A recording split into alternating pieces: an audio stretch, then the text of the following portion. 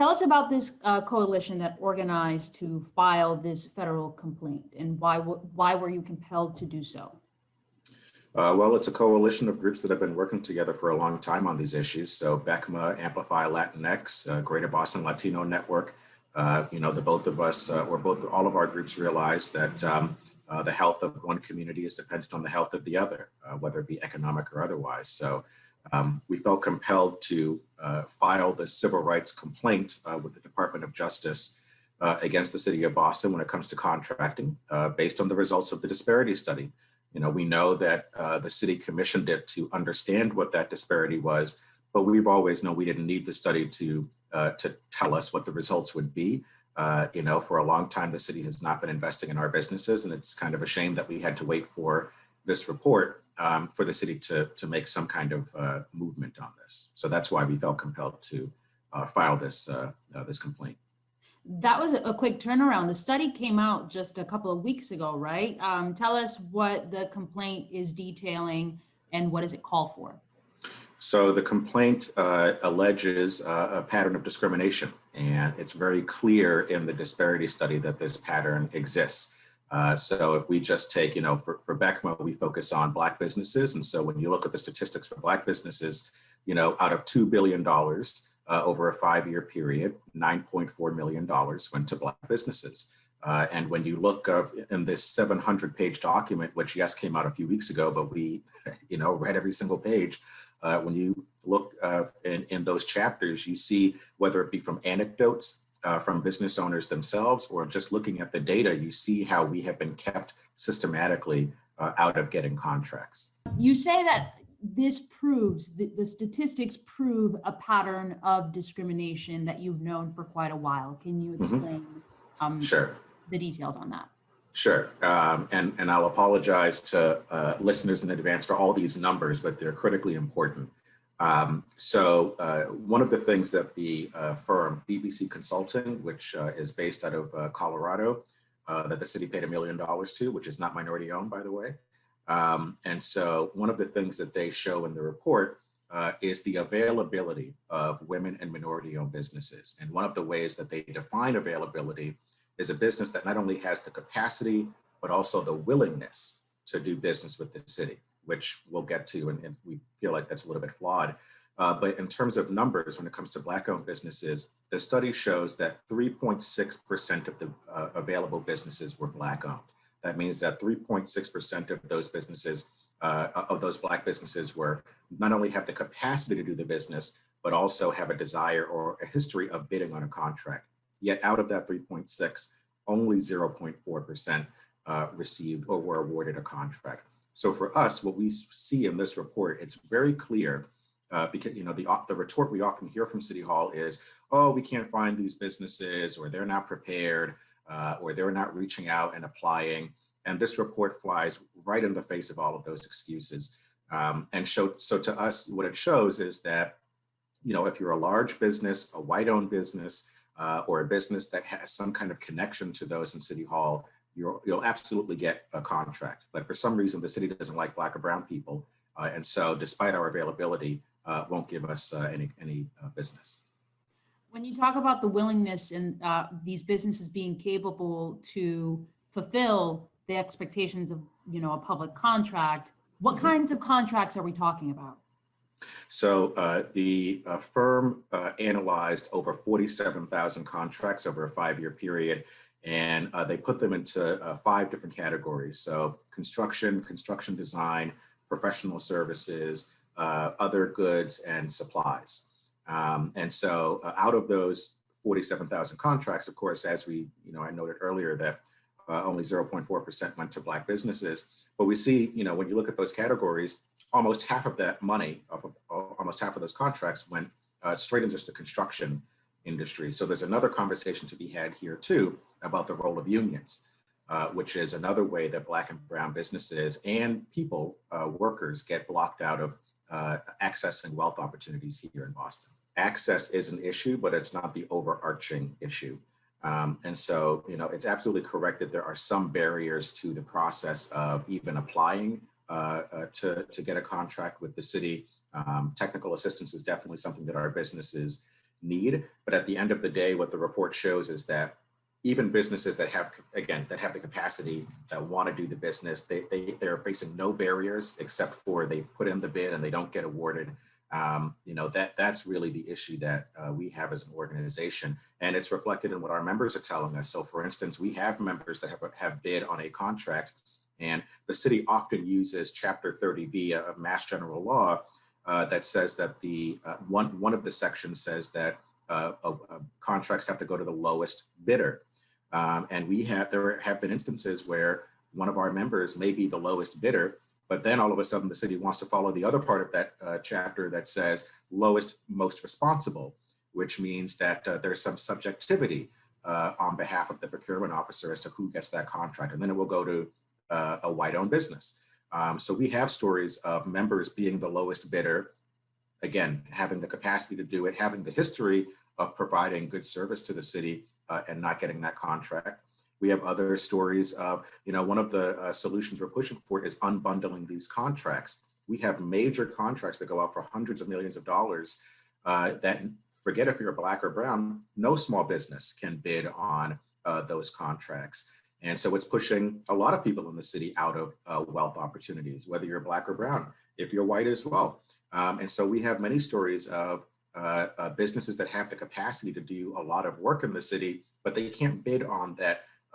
We'll take the Boston Public Schools. They can't bid on a food contract where you have to serve every school in the city of Boston, but they could provide food to 50 or 40 or 30. But at the end of the day, it's a Boston-based business that would be able to hire more people, pay good wages with benefits, and it helps to create more wealth in the city. So there's a number of stories of our businesses that have the capacity, that have the willingness, but who for some reason, we don't know what it is, but certainly we hope this complaint will help us find out, they're not getting these contracts. And so that's why we're calling the federal government in, because the city has waited too long to try to find that out.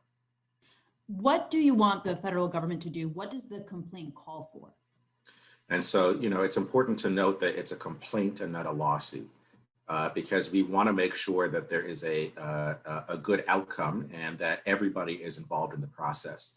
And so while we lay out in the complaint all of the history of how we got to this point and the fact that there is a pattern of discrimination, we know that it's going to take all of our voices being heard and at the table in order to come to some solutions that are going to create some substantive change. So what we're asking the federal government to do is to not only investigate how we got to this point and what is the reason that we're not getting these contracts, but also to convene Black and brown business owners along with our organizations and the city to get in the same room and come to an agreement as to how we can solve this. And I got to say, I know that none of the recommendations or solutions are going to be any different than what we have been saying to particularly this administration, the Walsh administration, for the last 7 years. And that's laid out in this disparity study in the recommendations section, or that others have been saying for decades with past mayoral administrations. The different outcome is going to be that the federal government will be mandating to this city that they actually follow through on these solutions. We've gotten a lot of talk from our elected officials, and the federal government with the Department of Justice and Transportation will be making sure that action meets those words. Let's talk about the Walsh administration. Yesterday, the mayor came out and said that he was signing an executive order that would require, 25% of city contracts to be awarded. The details. What do you make of the mayor's executive order? Do you think it is a step in the right direction? My grandfather told me almost 10 years ago not to confuse motion with progress. And I believe that the mayor's executive order is a lot of motion. This is an issue where just satisfying one of 5 demands is not going to actually solve the issue. When we as an organization put forth a prescription of how to actually address this issue that has 4 or 5 different things that must be done, we're not saying one of those 5. We're saying all of those things have to be done if we're going to reach a substantive outcome that makes everybody happy.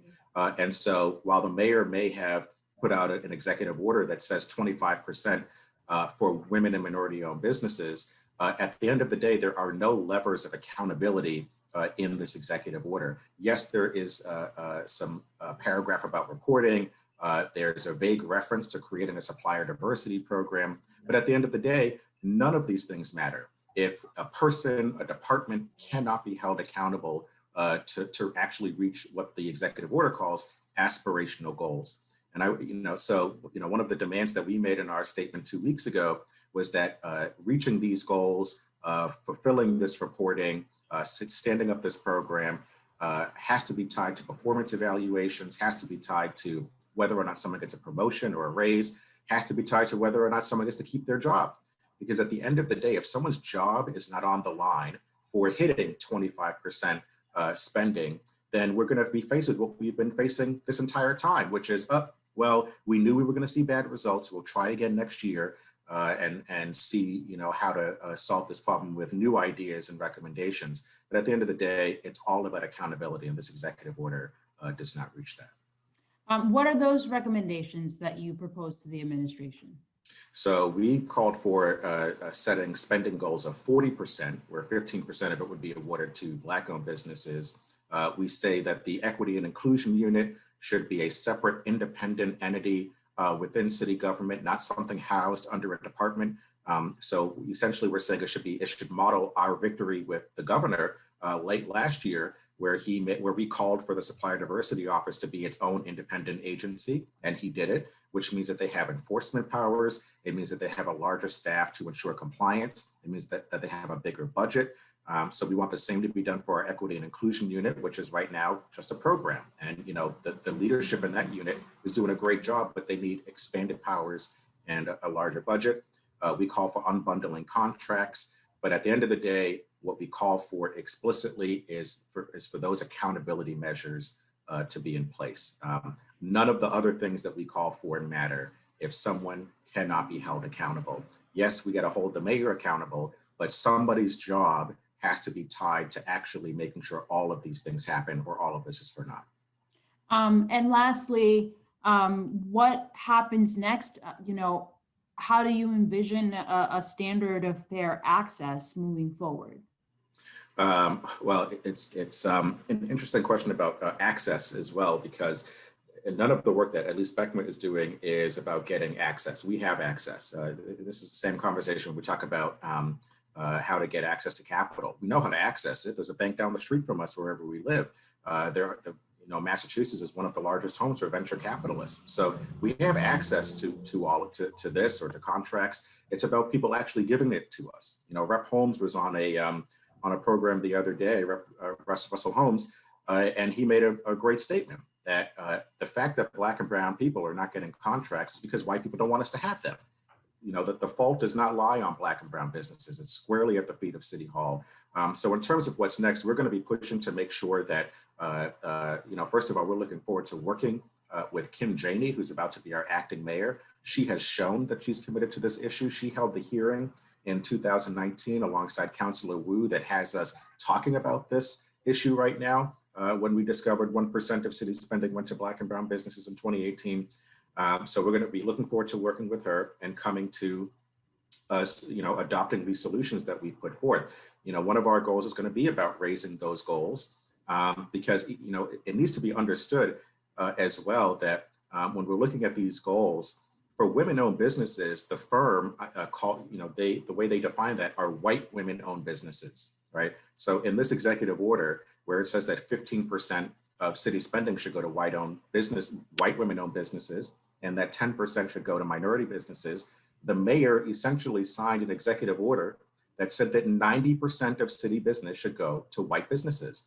And this is crazy in a city that is not 90% white, and where 90% of the businesses are not owned by white people. So we're going to be, looking to work with Mayor Janey and the Department of Justice and Transportation to get those goals increased, to ensure that people of color have an adequate percentage goal to get business from the city and to implement all of the demands that we've been making for a number of years. Thank you so much for your time.